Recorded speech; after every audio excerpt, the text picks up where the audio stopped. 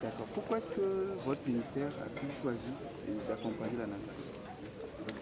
Euh, Merci beaucoup. Tout d'abord, je voudrais saisir cette opportunité pour vous présenter à nos partenaires des médias une bonne heureuse année, la santé et un bon travail. Effectivement, pourquoi le ministère a choisi d'accompagner la NASA? Je répondrai qu'en effet, ce n'est pas notre ministère qui a choisi d'accompagner la NASA. C'est le gouvernement qui accompagne la NASA sous l'impulsion de son Excellence, le président de la République, M. Faure Eswatini Agnassime. Donc le ministère n'est que la structure d'action, de mise en œuvre de l'action du gouvernement. Et c'est pourquoi, à sa création en 2013, la NASAP est placée sous tutelle technique du ministère de l'Urbanisme, de l'Habitat, du cadre de vie et financier du ministère de l'Économie et des Finances. Mais il ne peut en être autrement, dans la mesure où vous le savez que l'une des préoccupations du gouvernement est de faire en sorte que tous les Togolaises et Togolaises puissent vivre dans un cadre de vie amélioré et de qualité.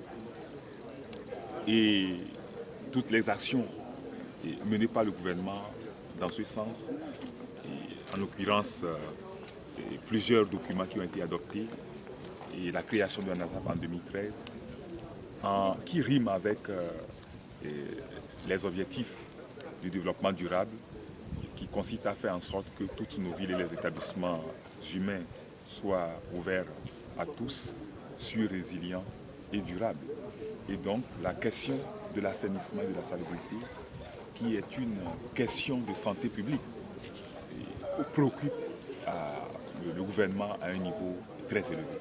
Et donc, il va de soi que que le gouvernement puisse accompagner la NASA, qui est une structure mise en place pour traduire dans les faits ces préoccupations du gouvernement. Alors, Monsieur le ministre, vous êtes le président du conseil de surveillance de la NASA. Aujourd'hui, quels sont les défis qui attendent la structure? Les défis qui attendent la structure, moi je peux dire que le premier défi, c'est la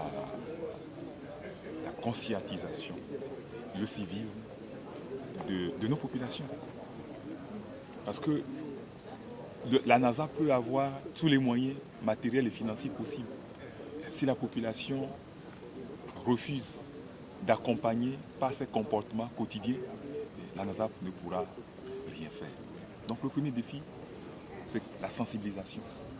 Amener les populations à prendre conscience que c'est à elles-mêmes d'adopter des comportements de civisme, de patriotisme, en ne jetant plus les ordures solides dans les caniveaux. Si on veut construire, il faut que les maisons aient toutes les structures d'assainissement possibles. Qu'on ne jette plus de l'eau dans les rues, les matières solides dans les rues. Et que les déchets solides, les déchets ménagers ne soient plus jetés la nuit dans les bassins de rétention d'eau créés ou faits par l'État. C'est le premier défi.